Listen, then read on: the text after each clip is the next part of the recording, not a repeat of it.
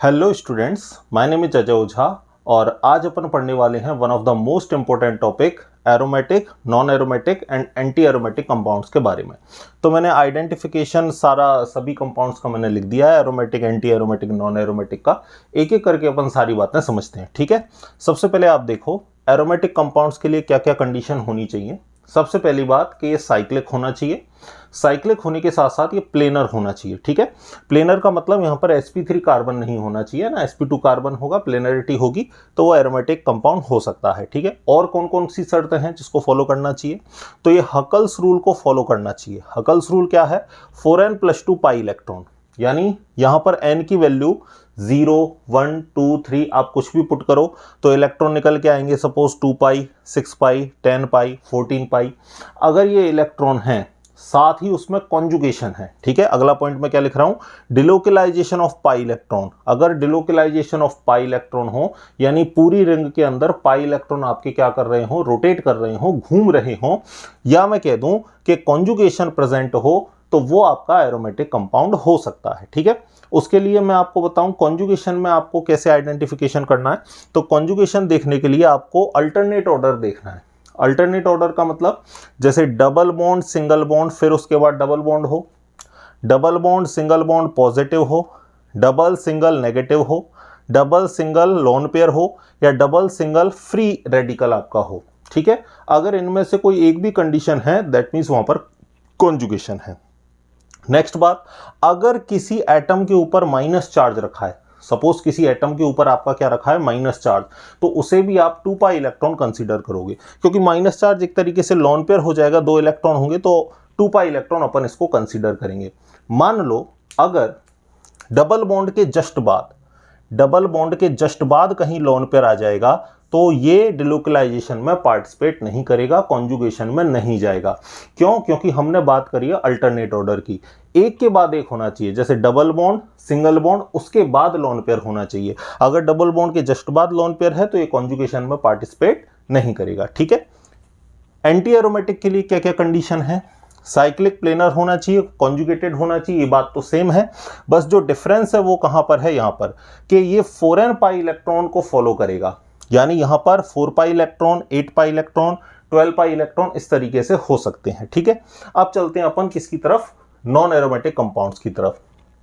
तो देखो non aromatic जो कंपाउंड्स हैं इनके लिए एक कंडीशन है कि ये नॉन प्लेनर होने चाहिए, यानी इनमें प्लेनरिटी जो है वो एब्सेंट होगी, ठीक है।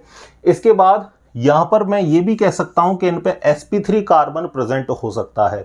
और sp3 कार्बन क्या होता है, मैंने आपको यहां पर आइडेंटिफिकेशन भी बता रखा है कि अगर कार्बन के सारे बॉन्ड सिंगल हैं देन वो कार्बन आपका कौन सा होगा, sp3 कार्बन होगा, ठीक है। अब मैंने क्वेश्चन के थ्रू आपको सभी को एक एक करके मैं समझा देता हूं, ठीक है। देखो अगर कोई आपसे स्टेबिलिटी का ऑर्डर पूछ ले कि इन तीनों कंपाउंड में कौन सबसे ज्यादा स्टेबल है, तो आपको बताना है एरोमेटिक सबसे ज्यादा स्टेबल होगा, देन नॉन एरोमेटिक, और सबसे लास्ट में आ जाएगा एंटी एरोमेटिक, ठीक है। क्योंकि एरोमेटिक में क्या होता है, इलेक्ट्रॉनों का, पाई इलेक्ट्रॉनों का डिलोकेलाइजेशन होगा, और जितना ज्यादा डिलोकेलाइजेशन होगा उतनी ज्यादा एनर्जी रिलीज होगी, और जितनी ज्यादा एनर्जी रिलीज होगी सिस्टम की स्टेबिलिटी बढ़ जाएगी, ठीक है। देखना आगे।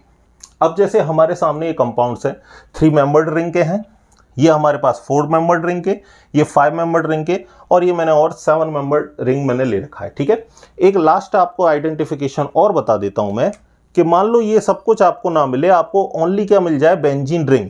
तो अगर बेंजीन रिंग प्रेजेंट है देन आप उसको कह दोगे कि ये एरोमेटिक है, क्योंकि एरोमेटिक में ये बेंजीनॉइड एरोमेटिक कंपाउंड हो जाएगा, ठीक है। देखते हैं अपन किस तरीके से।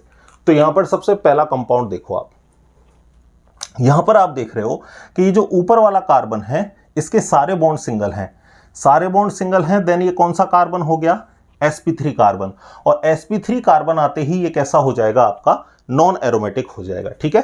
तो मैं कह दूंगा कि भले ही इसके अंदर 2 पाई इलेक्ट्रॉन है, लेकिन sp3 कार्बन होने की वजह से ये कैसा हो जाएगा, नॉन एरोमेटिक हो जाएगा। आगे चलते हैं। देखो double bond, single bond positive, इधर से चेक कर लो, double bond, single bond positive, तो इसका मतलब यहां पर कॉन्जुगेशन है, कॉन्जुगेशन है, और कितने पाई इलेक्ट्रॉन है, 2 पाई इलेक्ट्रॉन है। कॉन्जुगेशन है 2 पाई इलेक्ट्रॉन है आपके, तो मतलब ये कैसा हो जाएगा भाई, ये हो जाएगा आपका एरोमेटिक। तो ये वाला जो कंपाउंड्स है ये अपना हो जाएगा एरोमेटिक। आगे चलते हैं, देखो एक पाई बॉन्ड है, एक माइनस चार्ज है, और मैंने आपको क्या क्या समझाया था अभी कि अगर किसी एटम के ऊपर माइनस चार्ज है तो उसको आपको 2 पाई इलेक्ट्रॉन कंसीडर करके चलना है। तो यहां पर मुझे बताओ, एक तो 2 पाई बॉन्ड इसके 2 पाई इलेक्ट्रॉन, और एक माइनस का मतलब 2 पाई इलेक्ट्रॉन और हैं, तो टोटल कितने हो गए 4 पाई इलेक्ट्रॉन। और 4 पाई इलेक्ट्रॉन होते ही ये कैसा हो जाएगा, ये हो जाएगा एंटी एरोमेटिक। ठीक है, कैसा हो जाएगा भाई, ये एंटी एरोमेटिक। ठीक है, क्योंकि अगर 4 पाई इलेक्ट्रॉन है देन ये एंटी एरोमेटिक हो जाएगा। आगे चलते हैं, यहां भी देखो 2 और 2 4, 4 पाई इलेक्ट्रॉन, और 4 पाई इलेक्ट्रॉन होते ही ये हो जाएगा आपका एंटी एरोमेटिक। यहां देखो double bond single bond negative, double bond single bond negative, conjugation है, 2 और 2 4 और 2 6, कितने पाई इलेक्ट्रॉन हो गए, 6 पाई इलेक्ट्रॉन हो गए। दैट मीन्स ये कैसा होगा, एरोमेटिक। इधर आ जाओ, 1 पाई बॉन्ड है मतलब 2 पाई इलेक्ट्रॉन है, डबल सिंगल पॉजिटिव, कॉन्जुगेशन है, 2 पाई इलेक्ट्रॉन है, इसका मतलब ये कैसा होगा, एरोमेटिक।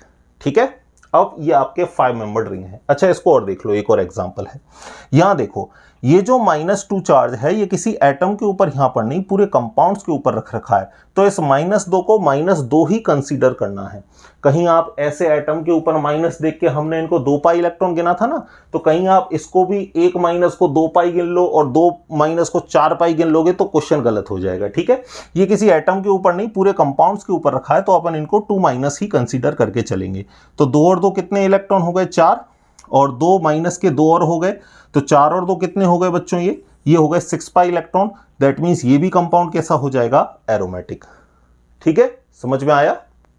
आगे चलते हैं, इसको देखो, यहां पर आपको दिख रहा है कि ये ऊपर वाला जो कार्बन है इसके सारे बॉन्ड सिंगल हैं, और अगर सारे बॉन्ड सिंगल हैं दैट मीन्स ये कौन सा कार्बन हो जाएगा, ये हो जाएगा आपका sp3 कार्बन। और sp3 कार्बन होते ही ये नॉन प्लेनर हो जाएगा, और नॉन प्लेनर होते ही अपन इसको क्या कह देंगे, नॉन एरोमेटिक। ठीक है, इसके बाद आगे चलते हैं, तो देखो 2 पाई 4 पाई और 6 पाई है ना, तो 6 पाई इलेक्ट्रॉन होते ही ये कैसा हो जाएगा, एरोमेटिक, क्योंकि कॉन्जुगेशन है, double single double, double single negative, conjugation चल रहा है। 2 और 2 कितने, 4 पाई इलेक्ट्रॉन, और 4 पाई इलेक्ट्रॉन होते ही ये कैसा हो जाएगा, एंटी एरोमेटिक। ठीक, समझ में आया। अब आप ये वाले एग्जाम्पल को देखो, इसका नाम है ट्रोपोन। इसका नाम क्या है बच्चों, ट्रोपोन। तो ट्रोपोन कंपाउंड्स के अंदर आपको ऑक्सीजन दिख रहा है, ठीक है, कीटोन बॉन्ड दिख रहा है, कार्बन डबल बॉन्ड ऑक्सीजन, और हमें पता है कि ऑक्सीजन की इलेक्ट्रोनेगेटिविटी ज्यादा होती है, मतलब बॉन्ड के इलेक्ट्रॉन कौन खींचेगा, ऑक्सीजन। देन ऑक्सीजन पर क्या आ जाएगा बताओ, ऑक्सीजन पर आ जाएगा आपका माइनस, और इधर कार्बन पर क्या आ जाएगा, प्लस। ठीक है, तो अब आपको इसको चेक कैसे करना है, इसको आप स्किप कर दो, आप बस रिंग को देखो, यहां पर रिंग पे इस वाले कार्बन पर कौन सा चार्ज आ रहा है, पॉजिटिव। ठीक है, तो देखो double single double single double single positive, conjugation चल रहा है। कितने पाई इलेक्ट्रॉन है, 3 पाई बॉन्ड है, दैट मीन्स कितने पाई इलेक्ट्रॉन है, 6 पाई इलेक्ट्रॉन है। इसका मतलब ट्रोपोन भी कैसा होगा, ट्रोपोन भी कैसा होगा, आपका एरोमेटिक होगा। समझ में आया आपको। ठीक है, एक बार आप देख लीजिए, फिर कुछ और मैं आपको एडिशनल कंपाउंड यहां पर लिखता हूं, एग्जाम में आपके लिए बहुत इंपॉर्टेंट है, ध्यान से देखना। चाहे आप किसी की भी प्रिपरेशन कर रहे हो, JEE mains, JEE advance, NEET, किसी भी एग्जाम की आप प्रिपरेशन कर रहे हो, यहां से क्वेश्चन आपको हर साल, लगभग हर दूसरे साल आपको देखने को मिलता है। तो आप इनको लिख लीजिए, मैं आपको एक और क्वेश्चन देता हूं और कुछ बेटर मैं आपको एग्जांपल बताता हूं। ठीक है,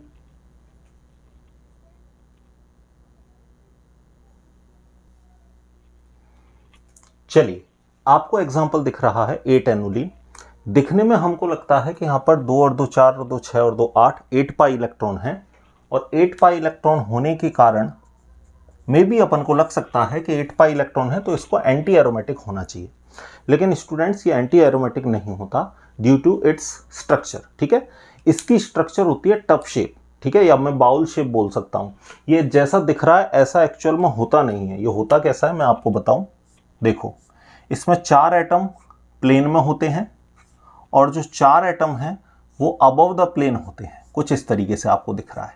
ठीक है, जो मैं पॉइंट बना रहा हूं ना, ये 4 जो कार्बन है ये तो प्लेन में होते हैं, और ये 2 इधर और 2 इधर, ये अबव द प्लेन चले जाते हैं। देखो कुछ इस तरीके से, जैसे ये 4 एक प्लेन में है, 1 2 3 4, और ये 4 गए ऊपर, 3 1 2 और ये 3 4, तो 4 ऊपर 4 नीचे। अब तुम मुझे बताओ ये स्ट्रक्चर प्लेनर हुई क्या? नहीं भाई, सारे एटम एक ही प्लेन में होते तो मैं प्लेनर स्ट्रक्चर बोलता।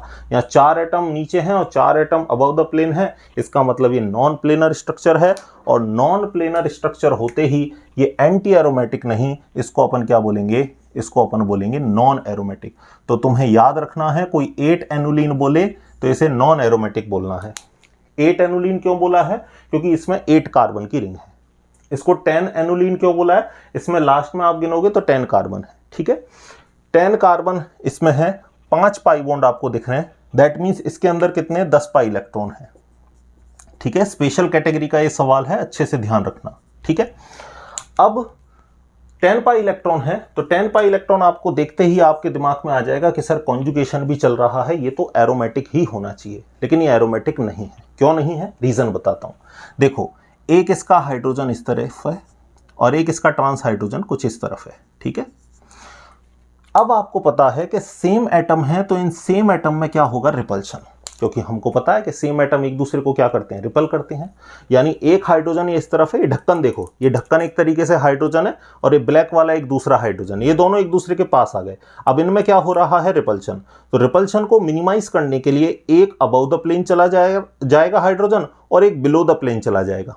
एक अबव द, देखो पहले ऐसे थे, एक अबव द प्लेन गया और एक बिलो द प्लेन गया। अब बिलो द प्लेन गया, अबव द प्लेन गया, तो ये स्ट्रक्चर प्लेनर हुई क्या? नहीं। एक एटम तो अबव द प्लेन चला गया, एक बिलो द प्लेन चला गया, यानी ये स्ट्रक्चर हो गई नॉन प्लेनर।